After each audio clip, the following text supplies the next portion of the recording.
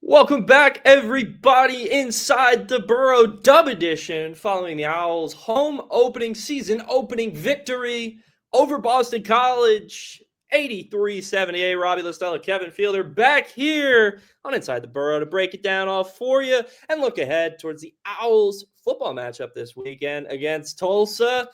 I'm still in Las Vegas. Long story on that. Kevin was in attendance last night in the Ellie, which was rocking. I could see it through my computer screen. Kevin, welcome back. How's it going? I love winning. Winning is so much fun. I hope we win every basketball game. Maybe not quite like we had to win that one. I don't know if I can. My heart can handle another minute comeback again, 5-point comeback within a minute. But I do quite enjoy winning. I'm quite fond of winning. I agree. I was monitoring that game. Unfortunately, the quality, which I thought was just my issue. I thought I was having bad internet or something. I was like, what's going on? Apparently, the ESPNU feed was just cutting out left and right for everybody at times. So that made it annoying. And I tried to restart my computer. And long story short, I missed parts of it, but I was able to rewatch it. So we're all good. There was a lot I liked in that game. For starters, I think the biggest takeaway for me, your guy, you mentioned you'll get into to Sissoko, but Xander Pintelon. That shout out Justin Backer from the Palm Beach Post. I think he pointed this out to me after the game. I think that performance what we saw from him last night is what a lot of people wanted from Baba Miller consistently last season. And to have a guy, he was to hit that three, right? To that play, you could tell that last triple to kind of ice things there down in overtime. It seemed like they kind of to drew that play for him, and that's a lot of confidence to have in his first official game in the States. 14 points, 7 boards, 4 blocks, 2 steals. He was doing it all over the place. Kevin, what'd you like from Pintelon before we get into Sissoko a little bit? Yeah, I think Pintelon did a lot of the things that you wanted and kind of expected from a big man in this offense. And it's not necessarily just the 3-point shooting, which was inefficient, but he hit the big shot at the end. He started the game off with 2 threes. He was playing well to start the game, but it was also on the defensive side of the ball where he had 4 or 5 blocks. He had a couple steals, right? He created havoc plays and was able to guard the interior. And then I think the biggest thing was that because he was a threat to shoot the 3 ball semi-consistently, and you have to account for that, kind of not similar to Baba Miller, who, while he was good inside and could shoot the 3 ball, it wasn't really kind of his main strength. It wasn't something that he could consistently do. But with Pintelon, excuse me, teams had to account for that. And so when they started doing that really high ball screen, where they would sort of set that ball screen beyond the 3-point line, you would see that Boston College would send guys forward. And that's how, to FAU's credit, they produced a lot of shots inside late in that game. And they didn't always fall. I'm sure we'll talk about it. I think they probably missed close to 15 layups and dunks, including one in the first play of the game, which maybe should have been a side. But I think that's the key for this offense, being able to extend defenses out beyond the 3-point line, force them to cover you the minute you cross the half-court line, because now you remove big men from the equation. You're allowed to have guys like Cannon Carlisle and Isaiah Elohim and Devin Vanterpool and Johan Sissoko drive to the hoop. That's the gravitational pull, I guess, of a guy like Pintelon and some of the other big men, is that because they can shoot the 3 ball with some kind of consistency, it opens up so much for the offense. Yeah, I think he definitely helped with spacing. He was able to kind of give a similar physicality and size to Matas, in my opinion. Obviously, they're a little different in terms of their overall play style, but I think his defense as well was important. He wasn't a stiff on the defensive end, and obviously, as you mentioned, his spacing really helped the offense. He was impressive. I was impressed with a lot. We can go down the line here. Devin Vanderpool, 10 boards, 3 offensive rebounds. That's Devin is a veteran at this point, and that's an example of a guy doing whatever he needs to do to help his team when he was down there in the paint. To have your guard lead your team in rebound, and you got a couple 7-footers, Devin Williams who's pushing 7 foot. You like that. You really, really like that. But we talked about this before. Johan Sissoko off the bench, spark plug, very similar to Nico Moretti last year off the bench for FAU. Gave the Owls everything they needed, and obviously that big triple there down the stretch. Kevin, I'll let you break down his game because you were there and raved about it. What was working for Sissoko last night? How was he kind of able to jump right into it in his first game? I think for Johan Sissoko, it was a lot of what I saw in his play in France and overseas and some of the youth international tournaments as well, in the sense that he was very intentional about everything he did. And it's one thing to be a freshman playing at this stage and having to play in, that kind of environment in college basketball for the first time and look the part, but it's also one thing late in the game to not only be a part of the closing lineup, but be trusted in the closing lineup. They built a lot of actions around Johan Sissoko because he was able to produce. He was able to distribute. He was able to drive. He was confident in his shot. Look, man, it was not a perfect debut by any stretch. There were some plays where I think he could have made a better decision. He could have passed the ball instead of shooting. There were plenty of plays like that. I think there was one play where it kind of passed up an open three that I was a little bit frustrated with. As the basketball mind, I always want to see guys shoot the ball because I think that just builds your confidence. But I think from a general sense, it was a really encouraging performance for a young player kind of playing his first game of real college basketball, because he looked the part. He looked confident. He looked comfortable. The ability to drive down the court with 33 seconds left in the entire shot clock and shoot a three-pointer kind of on the run, pull-up three-pointer. There aren't a lot of guys who have the confidence to do that as a freshman. There aren't a lot of guys confident in their own shot to do that. And then, look, man, if he misses that, whatever, I'd rather you live with that shot than don't live with that shot. I really liked the way that he played from the beginning of the game to the end of the game. He played, I believe it was like 25 minutes. He had about 15 points. He was able to distribute. He did a lot of the things you want out of a bench point guard, potentially a starting point guard, since Jake has mentioned that they're still kind of tweaking some of their lineups. I'll be honest, it wouldn't shock me if by game 5, game 6, Johan Sissoko is in the starting lineup, because I think that he played up to the caliber for a starting point guard in the sense that he can just do a lot of different things at a decently high level. And I think his best basketball is still in front of him because he's so young and he hasn't really gotten that taste of real college basketball yet. For a guy kind of learning from the fire hose, I think he did a great job on offense. And on defense, it wasn't perfect. Definitely need to improve on that side of the ball a little bit, but it was good enough. Though Boston College's guards down the stretch really did kill FAU. And Junior is definitely a talented guard.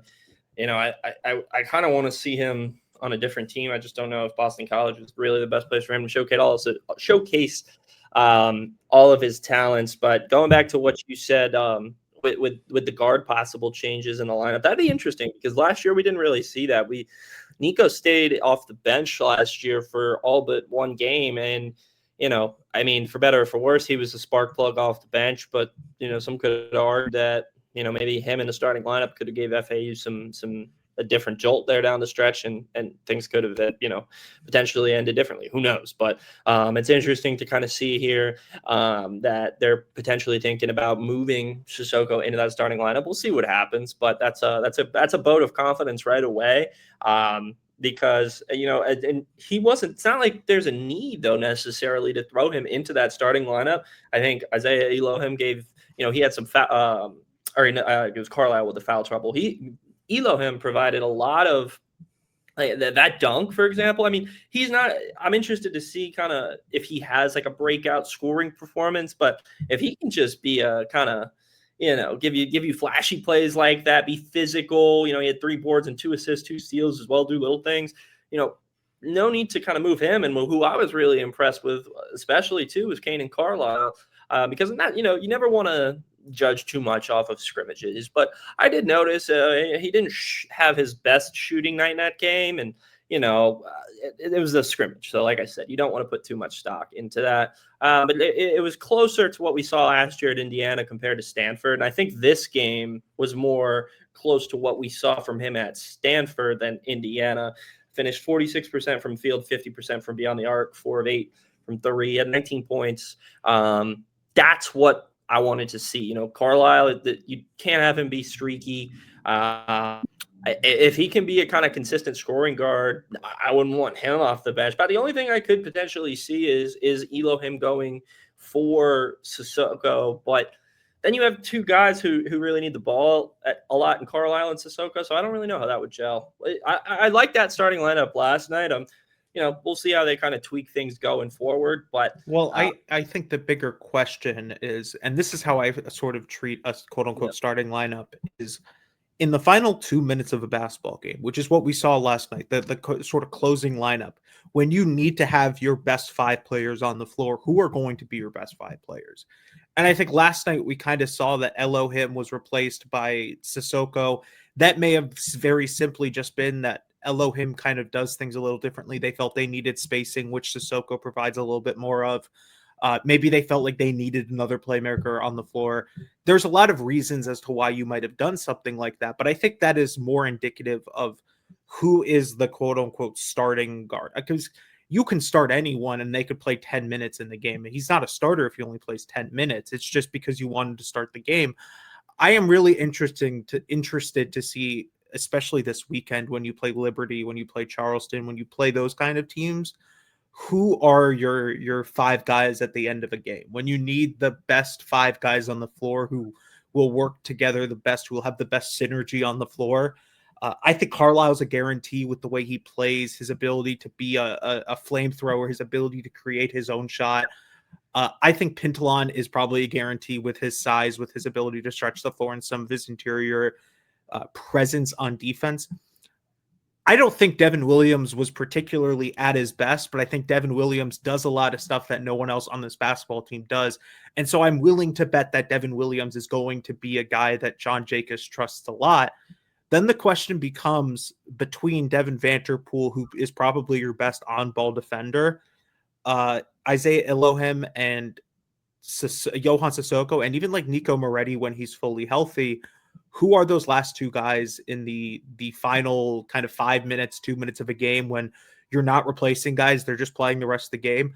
It's going to be really interesting to see how that sort of plays out, because I think that's probably a better indication of who they really trust, because, man, you're not putting a guy out there in the final 5 minutes if you don't trust him, final 2 minutes if you don't trust him. And it's very possible that Sissoko is just kind of this year's Caleb Glenn, where he doesn't start the game, he comes off the bench, but when you need him in the late game situation, he's on the floor. So I'm kind of interested to see how that kind of plays out the rest of the year, because I think eventually you have to settle on that before settling on anything else, because you don't want to just keep riding hot hands.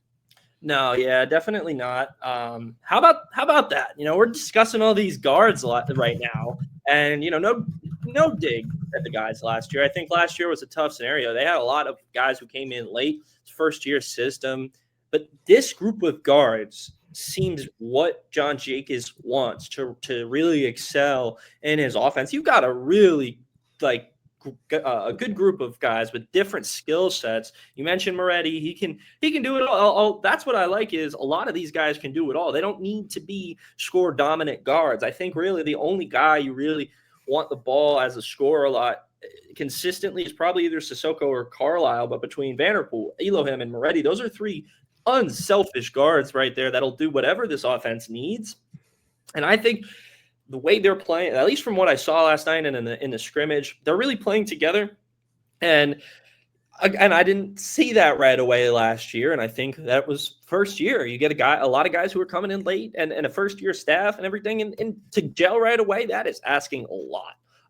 But this is what you talk about when you build things from year to year, when a coach gets his guys in there and when it's clicking. The product you saw on the court last night is exactly what that is. And obviously, the thing that separates the great teams from the good teams is the ability to replicate that consistently. And that's the really good thing about this schedule for FAU, is they can go out and prove it. If they can go into the Field of 68 tournament and find a way to knock off both Liberty and Charleston, start 3-0 with potentially all three being Q2 games, that's something. That is something. And I think that's you got to have a lot of respect for the schedule and the lineup right away.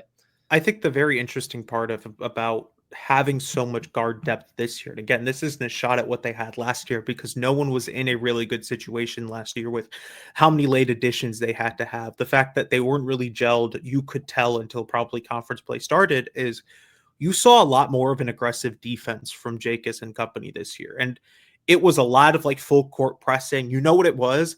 It was very similar to what Jim Crutchfield runs at Nova Southeastern, which is very interesting. Jordan Fee. I would ask Jacobs how much Jordan Fee has involved in this defense, because there was a lot of full court pressing. There was a lot of, they started the game doing it. And I think a lot of that is because you can go 12 deep. You can like, they played, I think 11, 12 guys last night because they trusted them. They were able to play them.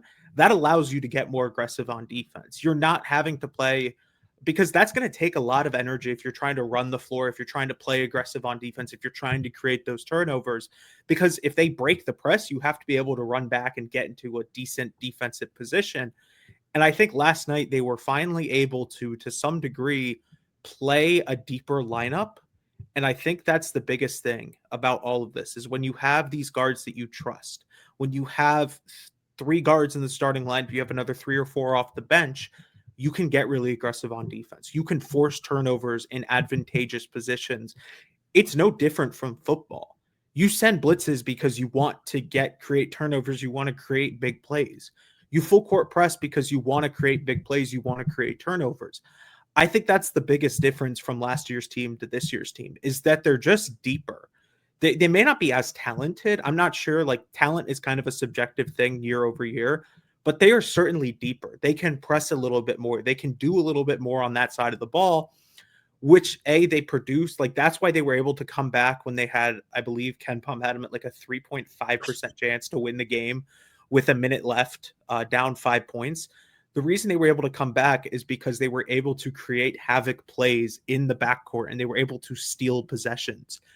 If you can steal 1 or 2 possessions a game and score off of them, that's 5 points, that's 6 points, that's 4 points added to your total that they don't get. Like, that's the biggest difference, is that they're just deeper, and the way that they play basketball changes as a result. You mentioned that. In the words of Ed Cooley, to hell with the pom-pom-pom. You know what? Who cares what the pom-pom-pom has to say? Now, shout out Ken Pom. They do a lot of good work. But that's resilience. You have 3.5% chance, and didn't look like it. That pressure defense. Shout out to John Jacobs, because I forgot this question. I was in the middle of asking it. My mind went blank. I forgot it. He could have roasted me. There's definitely some college basketball coaches who, you forget a question, you get inflamed. Jacobs didn't do that. Let me ask it a couple questions later. But I had to ask after the scrimmage about the pressure. And he said they were trying different things because they were preparing for how they're going to have to do things in league. They pressured the heck out of Florida Tech, and I was like, this is just unfair. And obviously, Florida Tech struggled with that. But they were trying to see what Memphis is going to press like that. Tulane is going to press like that. And Andy Kennedy, he said at UAB, is going to do that too. And so they were kind of trying to test their conditioning in that scrimmage. And he went on to say, hey, I wouldn't look into it too much. It was probably just a thing for this evening, referring to the Florida Tech scrimmage. But you'll see some of it if we think it fits. So, they must have saw something where Boston College was struggling with that full court press. And on that last play of the game, you saw them struggle with that. And not the last play, but the triple for Sissoko, the play before that. They were able to execute that full court press. And we talked about this on the last podcast. You scheduled those scrimmages for a reason. They saw what they liked with Florida Tech to help them prepare for this game, and it worked. And so I asked Jacobs earlier in the year if they approach these scrimmages differently. I think playing Auburn last year, I don't know how much of an advantage that kind of gave them in a scrimmage sense. I forgot who the other scrimmage was last year. I'm blanking on it. I'm sure it was, a low level D2 or something Yeah, like that. you schedule Lynn because you can just Yeah. try stuff and see. But whoever it was. But I feel like this year they kind of made a concerted effort between going down and playing Miami in a super secret scrimmage, and then this compared to playing Auburn on a national TV or on a televised game, you get blown out by 30. I think the way they scheduled their scrimmages this year really kind of set them up for success in this first game and potentially beyond. About the only, you mentioned the missed layups and missed dunks. I mean, you need to hit your bunnies, but at the end of the day, hopefully, those will come back next game. The thing was concerned about, I'm not saying, this, but, need better than 52% from the free throw line. I think they left a lot of points there that maybe they hit those in regulation and they go and they potentially don't have to go to overtime. 13 to 25 from the line, not ideal. So, yeah, I mean, I think if they can kind of find a way to obviously hit their free throws, a little bit of an issue at times last year too. But, I mean, at the end of the day, free throws aren't really, you need to hit them, but it's like, is there really something there you can coach that up besides just shooting more in practice? So hopefully they get that up next game. And yeah, you obviously got to convert more at the rim when you have those chances. ACC team, they're probably a little bit bigger.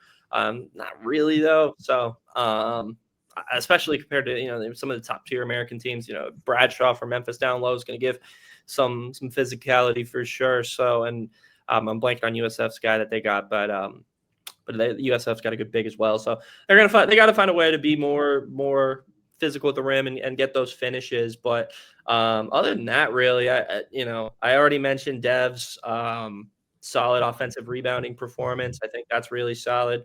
12 turnovers, about the only other thing I think I'll nitpick a little bit. They had a couple there late in the second half that kind of helped Boston College build up a little bit of a lead, but they won. It's like you can have these things, you can have mistakes, you can have bumps in the road, but if you can adjust in game and overcome it, who cares? So they don't ask how, they ask how many. So yeah, so right.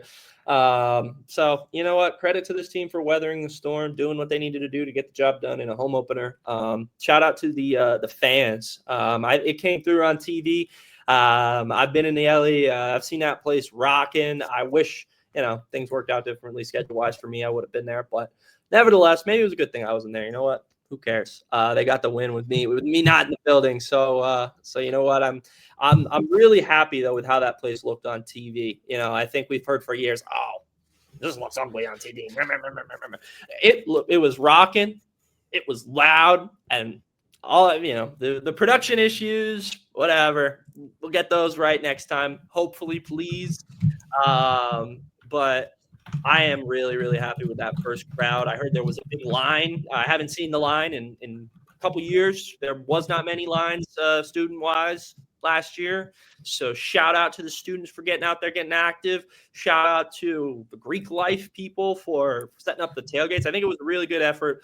Everyone on the court, the FAU community, 10 out of 10. I love it. I love it. I love it. Got some still big games coming up at home later in the conference slate. Got St. Bonnie's at home, and they look good yesterday as well. So some big games at home. Going to need that energy, but the Owls can really go on the road this weekend against two solid teams and pick up some big wins, Kevin. Won't dive too much into to Liberty and Charleston. We saw them both last year.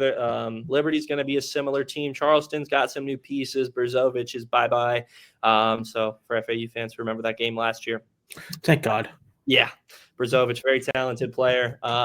No longer going to be a worry, but they got new guys as well. So I'm interested to kind of see how they go out in that game. I think or in both of those games, excuse me. I think if they can maybe cut down the turnovers, shoot a little bit better from the line, and other than that, give a similar effort to what we saw against Boston College, I think that gives you enough for Charleston. And then Liberty is going to be the one to me that's especially it's home. You're playing at Liberty, so it's going to be a tough environment. They've heard they've got a good home court there, so that's going to be the one.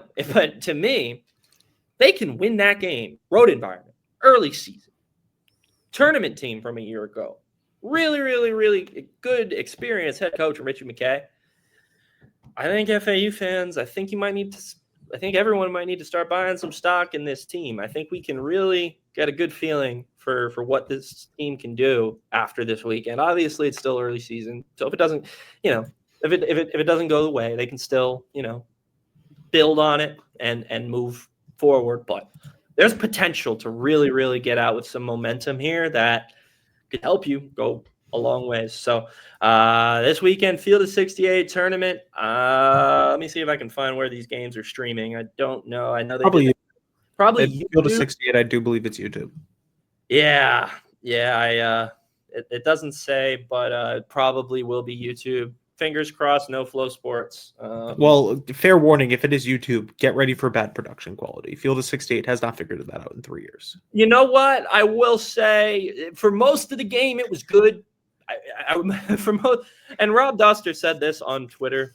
They've got like 8 employees right now. And this used to be the marathon that they're doing in these tournaments. They don't have production trucks and all this and all that like ESPN. So they should get some production trucks if they're going to host these. I will give the Field of 68 YouTube channel and them a little more grace than I will the team from ESPNU. If it's the FAU production crew, I'm not, you guys do a great job all the time. So if one little blip happens, but if it's ESPNU who was producing that game yesterday, come on, guys, come on, that can't happen. Why is the game out? So, no, but if it, I'm again, for how well the TV production crew at FAU does, I can't really nitpick about one game. So, I think we can get a pretty good glimpse at what to expect from this team this weekend, and then a couple weeks from now we'll see them back at home, or 2 weeks against Coastal Georgia, team we saw last year, 4 p.m. Monday, 11/17. And then it gets into a little bit of an interesting little grind. You go Pacific, LMU, and St. Bonaventure. So we'll see. If FAU can go to that stretch 4-0, we're talking something. But we'll see. Stay tuned. We'll have covered. We are not going to Lynchburg, West Virginia, unfortunately, to get there. Absolutely not. But we'll have you covered virtually. We'll speak to John Jacobs via Zoom after the games, and stay tuned to FAU Owls Nest for that. But shifting gears a little bit, football, Owls still bowl eligible, and we've got homecoming weekend. It is actually homecoming weekend. I misspoke on a couple podcasts ago. It was just alumni weekend back then. Isn't that the same thing? I didn't know that was different, but nevertheless, this is actually homecoming. I promise. And Tulsa's coming to town. Very winnable matchup for FAU. Coming out of the bye. Talked a lot about it on the last podcast about what we wanted to see from this team in the bye. Hopefully, guys got a little healthy. Looking at the running back room, Jamari Sands, Xavier Terrell, need both those guys as healthy as possible here. For this game and down the stretch, even if it's not this game, you really, really do want them to be 100% healthy for this game, but we'll see. I think if Alex Akovich can return on the offensive line this game, I think that would be very big. I don't know the prognosis on that. We'll see. But I think, there's some key injuries that FAU has been dealing with between the running backs and Akovich there that I think if they can get those pieces back, that'll help. In this game specifically, Tulsa has struggled this year. The Golden Hurricanes sitting at 2-6, a little bit of a couple bumps in the road for Trey Lamb in his first year head coach as well. For those who aren't familiar, Trey Lamb coming over from Eastern Tennessee State, right? Where did he come from? I'm blanking. Who? Trey Lamb, Eastern Tennessee State. East. Yeah, I think so. One of those Tennessee FCS programs. Yeah. But anyway, they've had a quarterback change. Kirk Francis started the year, and they have now switched to a freshman from Brentwood, Tennessee, Baylor Hayes. And honestly, he hasn't been too bad. Let's see here. 9 touchdowns, 3 picks so far. He's completed 60% of his passes. A lot of shorter throws so far for him, 6.7 yards per completion. But seems like they found a little bit of juice with him at quarterback, at least in terms of the offense. Hasn't led to as much success as they've wanted, but it's definitely kind of helped jolt the offense a little bit. They're averaging less than 4 yards a carry on the ground, which this could be a game where both sides struggle to run the ball if FAU is not fully healthy. And I am very interested to kind of see, because this is a game where FAU can kind of, in my opinion, I think FAU can really kind of blow out Tulsa, in my opinion. If they come out of this bye accelerated, healthy, this is a game where you should beat Tulsa by 10 to 14 points, in my opinion. East Carolina beat Tulsa 41-27. Memphis beat Tulsa 45-7. Tulane beat Tulsa 31-14. Credit to Tulsa for competing with Temple in their last one. They did end up losing that one 38-37, but for the most part, it has been a struggle in American Conference play. They lost to Navy 42-23. All of their American Conference games outside of Temple have been massive blowouts. They really had an easy stretch either, though, let's be clear. No, I mean, you got to play Navy, Tulane. They had to play they beat Oklahoma State. They killed Mike Gundy, but the American haven't found anything since, because the fate of the football gods decided, hey, what if you played Memphis and Tulane in back-to-back weeks? How does that sound to you guys? Yeah, that's pretty brutal. So, I am giving Tulsa probably too much of a hard time, especially first year. And we talked about FAU's schedule being difficult. This schedule for Tulsa definitely is. And then they're not finished. They still have to play Army after us. They still have Oregon State, who not the best, but they can be sneaky. We saw them win a game last weekend. So, and I like their coach, who sounds like Ed Ogeron. So, and then they close with UAB. So I think I really hope that they get an easier schedule next year for their fans' sake. But again, I think this one, I think FAU comes in as 3.5-point favorites. I am not a big football betting guy. I love college basketball. I think that's a little more fun, more options. But if I was a big football betting guy, I would like FAU minus 3.5 in this one. But I think they can win this one by touchdown, 10-14 even. Kevin, what's your thoughts on this game and the bye week, or what they needed to do in the bye week?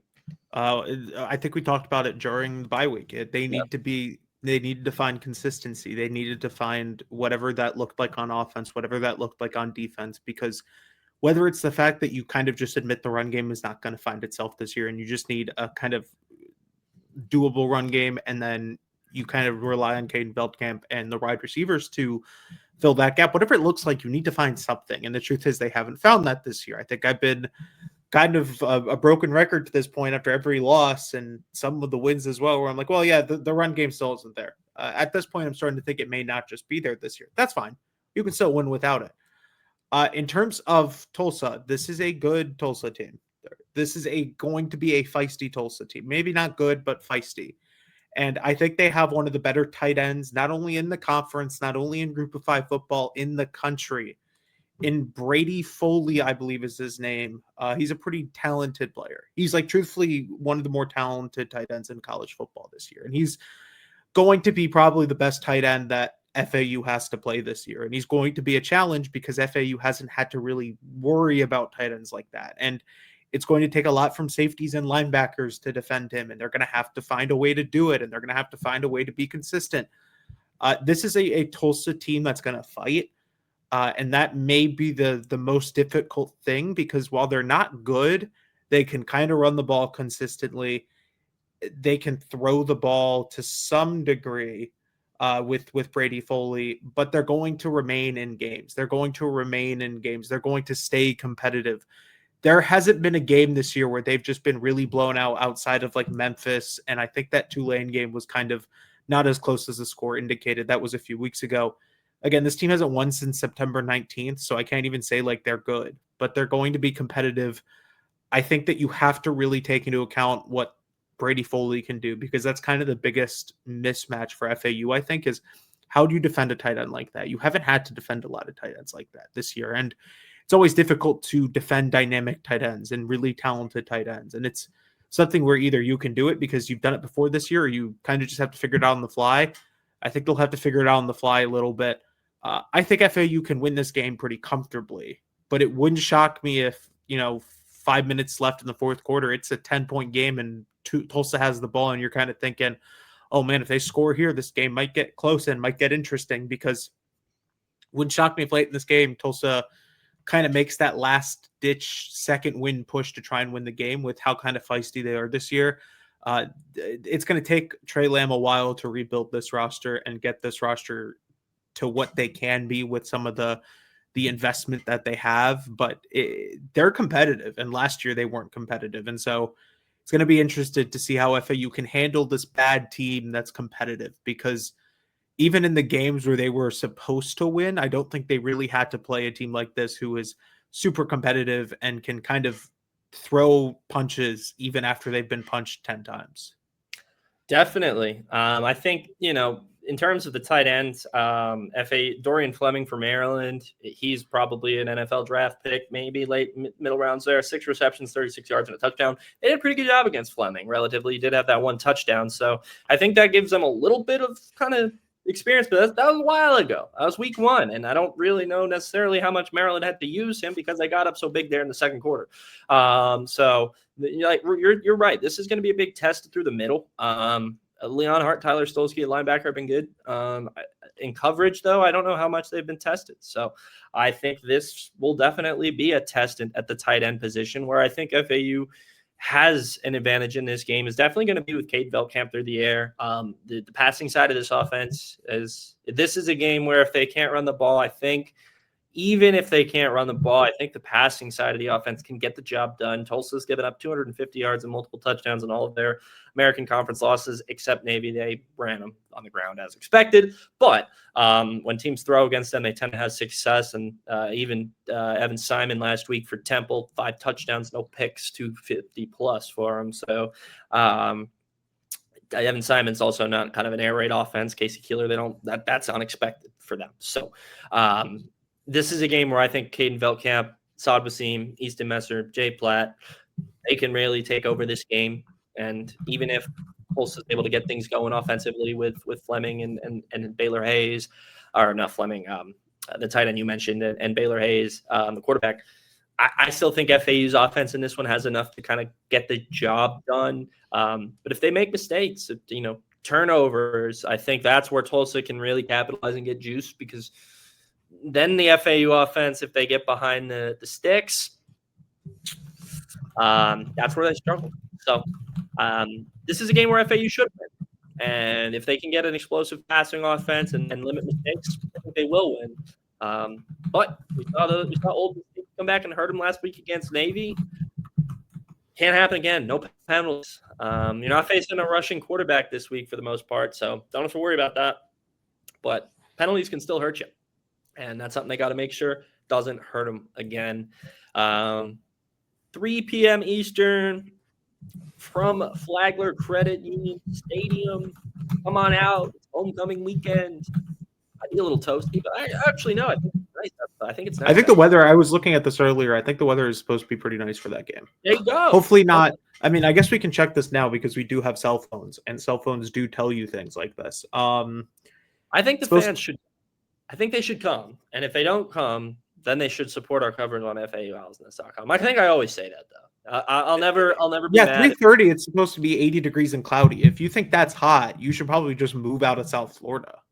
I say go to the game. Might as well. I think it'll be a good atmosphere if a lot of people show up. But who knows? Whatever happens, though, I think it's an important game for FAU to get a big momentum push going into this end of the season, because you got a tough stretch coming up after this Tulsa game. You got to go Tulane, UConn, back-to-back. And although UConn lost to Rice, they bounced back last week and beat the heck out of UAB, albeit on their home field.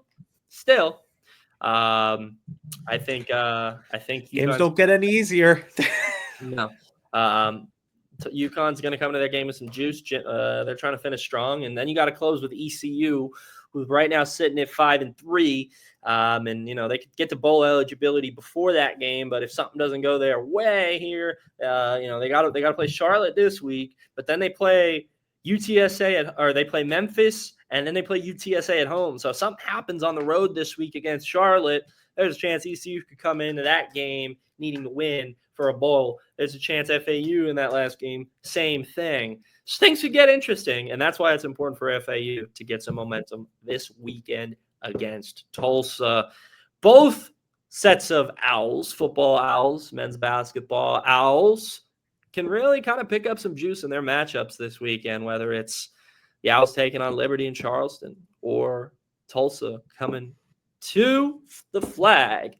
Both squads for FAU can pick up some serious momentum with some wins this weekend. Stay tuned. If you're in West Virginia and you're an Owls fan, go out and please comment, follow us. I want to meet in West Virginia FAU fan desperately. I don't know if those exist, but if they do, follow us and message me. And I hope to see everyone at homecoming weekend this weekend. FAU Tulsa, we'll have coverage for you. And yeah, Kevin, any final thoughts? Just win. Just win, baby. For Kevin Fielder, I'm Robbie Lastella. We'll see you next week, hopefully with another dub edition. We'll see you next time right here on Inside the Burrow.